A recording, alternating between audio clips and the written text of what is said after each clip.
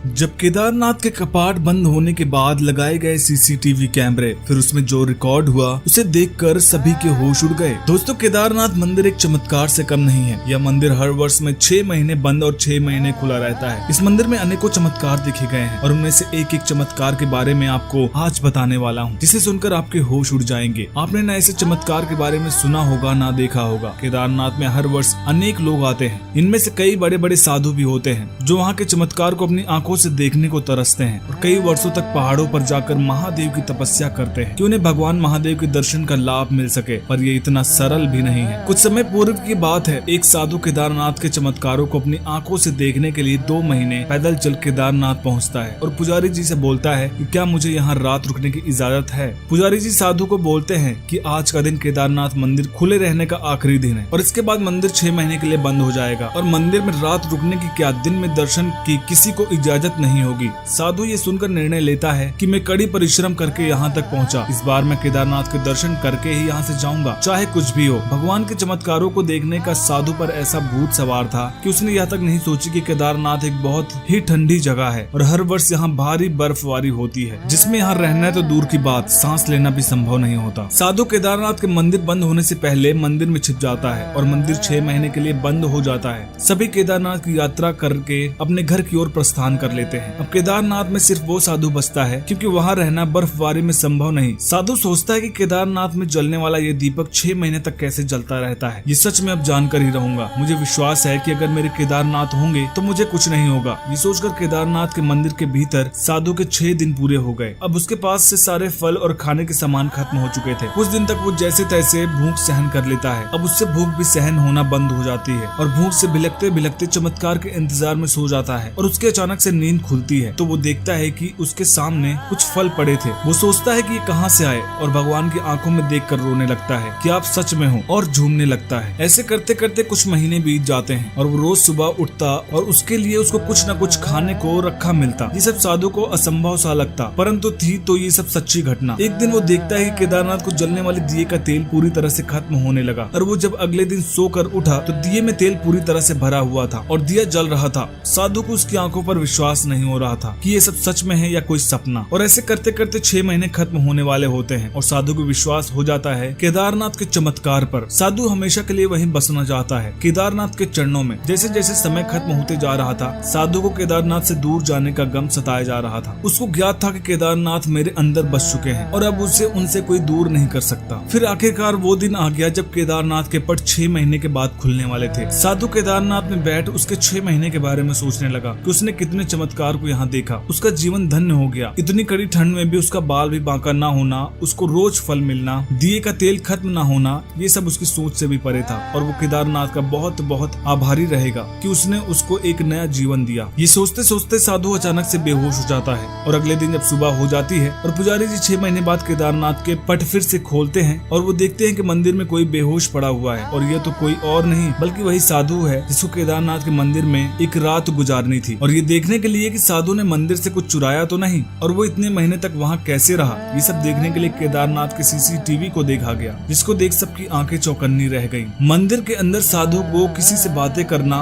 उसको रोज फल मिलना, ठंड ना लगना, ये सब कैद हो गया। दिए का इतने समय तक जलना, ये सब देखकर लोगों को अपनी आंखों पर यकीन नहीं हो पाया और सब साधु के पैर पड़ने लगे कि वो धन्य है कि उसे केदारनाथ के चमत्कारों को इतनी करीब से महसूस किया और देखा। दोस्तों, वीडियो अच्छी लगी तो कमेंट में हर हर महादेव लिखकर चैनल को सब्सक्राइब जरूर करें।